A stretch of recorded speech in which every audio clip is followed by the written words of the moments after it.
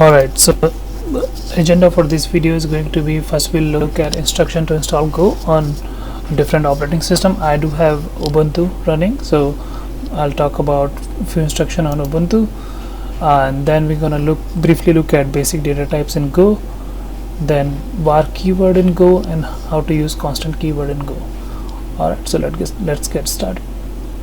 Recently I got to work on Go language and I am really enjoying learning it, and I thought to sort of compile my journey into different YouTube videos and further put those videos into a single playlist. This video is sort of first video in that playlist, right?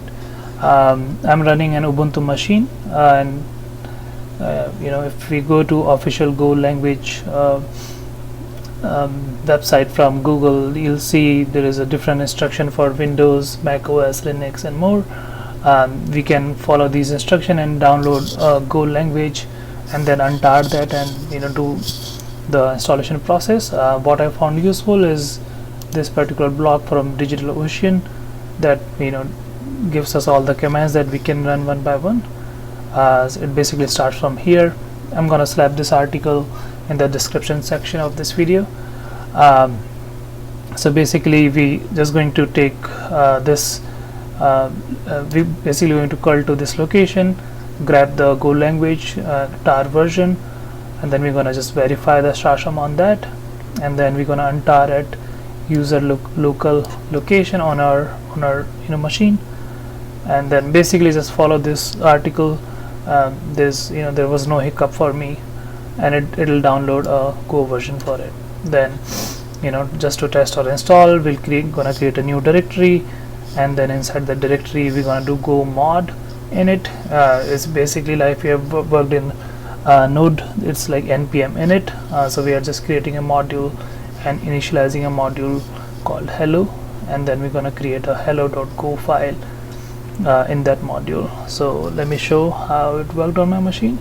So you can see I create a hello module right here, and then there is a hello.go file in there, and there is a Go mod folder. You can see it says there is a module name Abdesh /hello.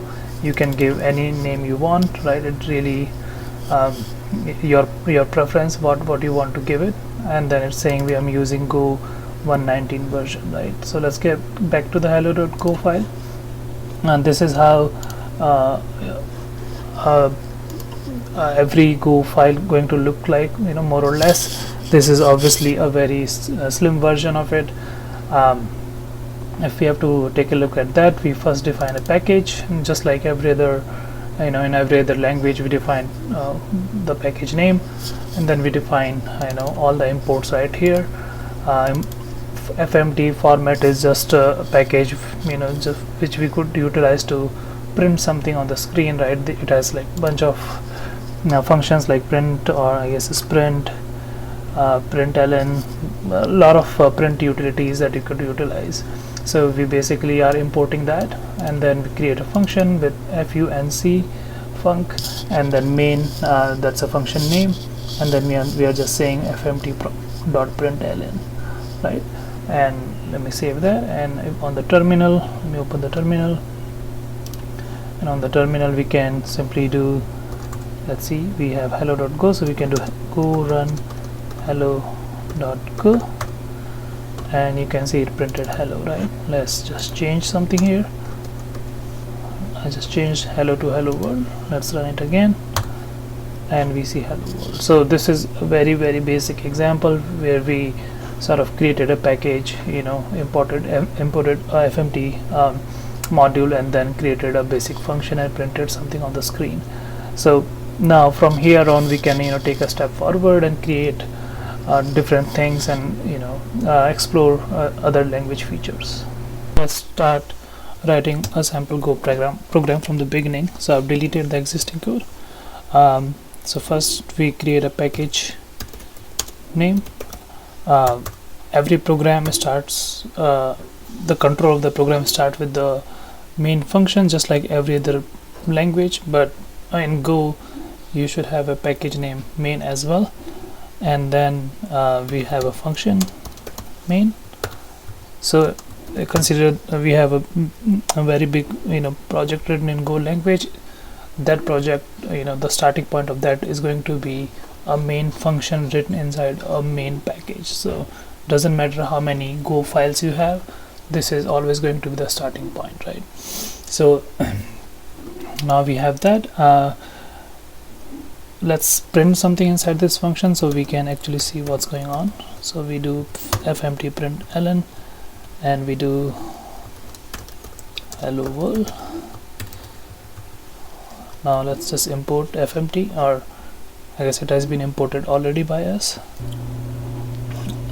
So reason I think Visual Studio Code imported fmt by itself, because I do have this Go plugin installed for inside VS Code.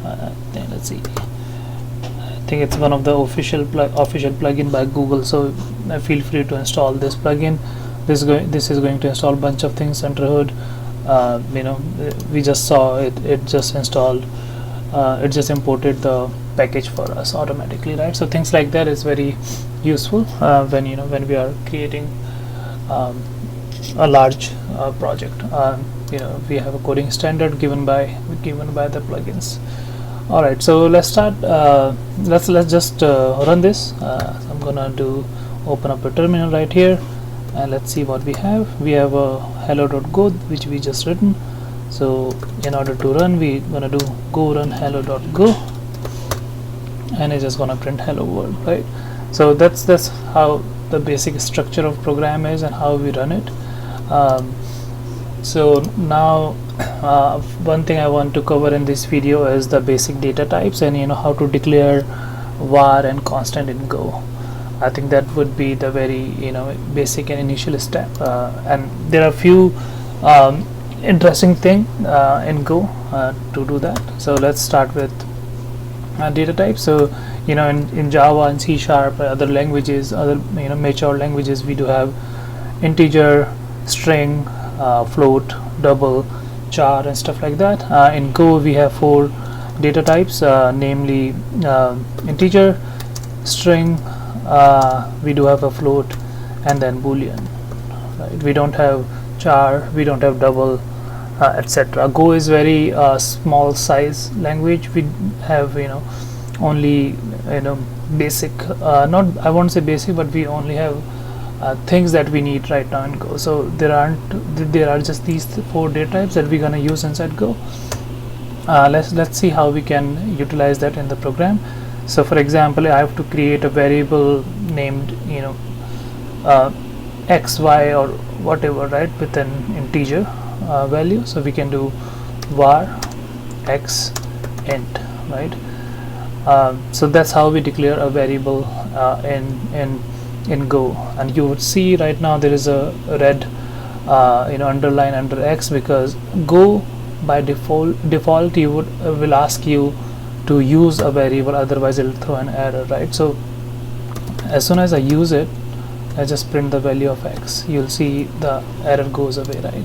So in JavaScript we do have different lint like ESLint, or TypeScript forces you to, we can create our own rules to make sure we don't have unused variables. In Go it comes inbuilt for you, right? So as soon as you use that variable, you see that error goes away, right? Another interesting thing right here, since we haven't we haven't defined a value of x, we're gonna see that what happens here. By default, Go gives undeclared value to 0. So right now if I run it again, we would see, let's run go run hello.go, we would see the value of x, which is going to be 0. So you would see 0 hello world. Let's remove hello world, and just run it again, so we have a clear output. Alright, we do see 0 here.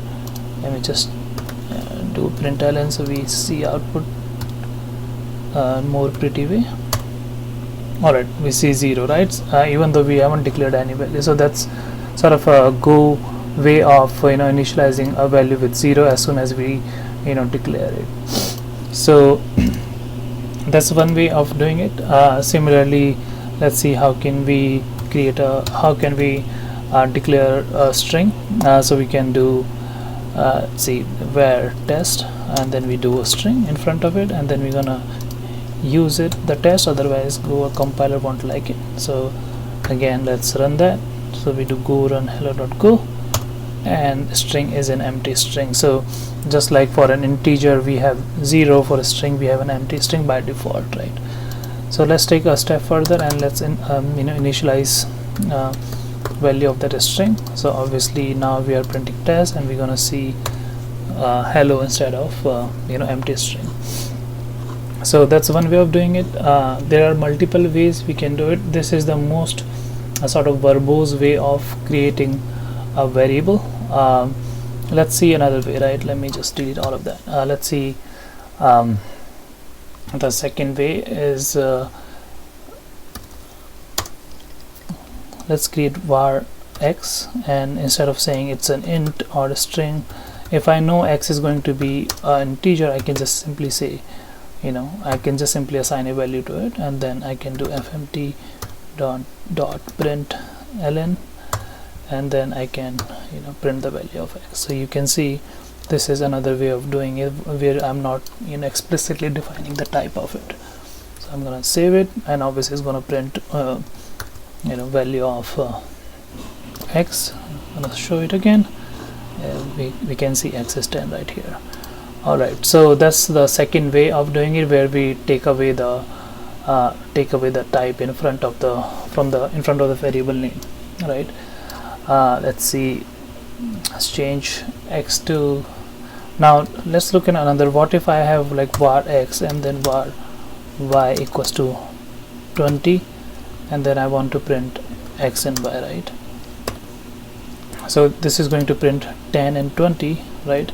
But in Go, what we can do, we can sort of do this together in one line. We can do x y equals to 10 comma 20, right? Then we don't need this.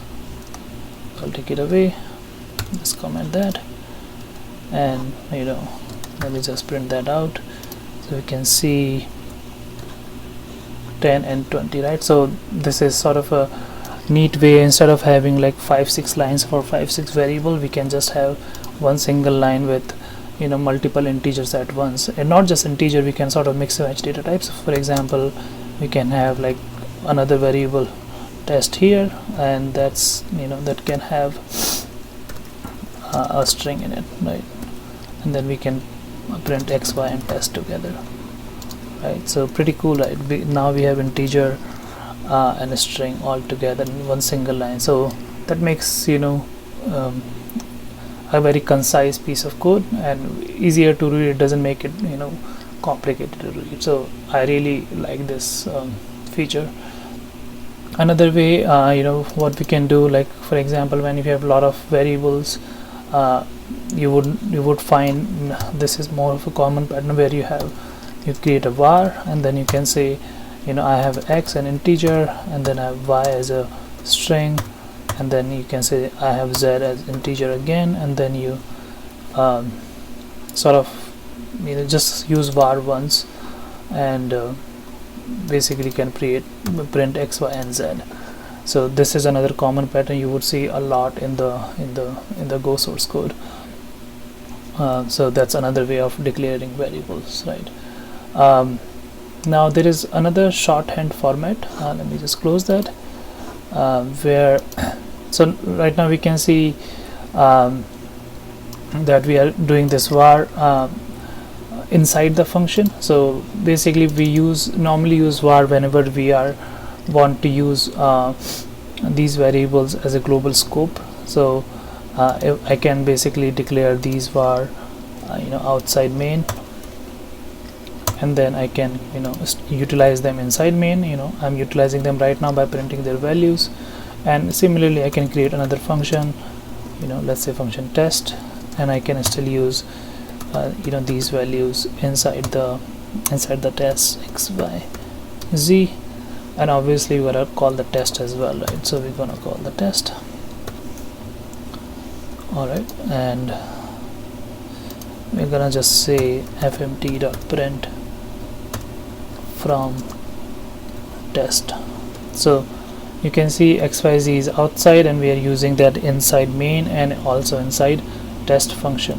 That tells me xyz has a more of a package level scope where it can be utilized by any other function in that package. So you can see we first printed x, y and z. You don't see any value of z because z is an empty string. You see a value of x and z, not of y, because y is an empty string. Then we call test, and then from test we print x, z, 0 empty string, and the value of z, which is 0. So right now we have a package level scope of these three variables, right? Alright, now let's talk about the constant. Unlike var, constant is something that cannot be changed. It's a quite similar concept in other programming language as well. In order to create a constant, we first write keyword const, and then we say x int, and let's just print the value of it, fmt dot print, and we'll just say x. And now let's see, it says missing constant value. So if I would have done var let's do var y int, this would not have thrown an error because explicitly the value of y by default is 0, right? So if I do fmt dot say print, if I do that, then we can print the value of y. Let's see what happens when we actually run the program. Go run hello.go. It says missing value in const declaration. Let me just define a value of that. Now run the program again. 10 and 0, right? So we just printed a value of constant, and then y is obviously a variable. So unlike variable, we have to define the value of a const always, otherwise compiler won't like it. Whereas in var we can leave it and leave it to the compiler, and then compiler takes over and assign a default value 0 for an integer or empty string for a string. And then obviously, since it's a constant, if we try to modify the value of constant, let's see if we do something like x equals to 20, and we see this red thing. Let's see, it says cannot assign to x because it's a constant. So obviously we cannot do that since it's a constant. So quite similar like other programming language.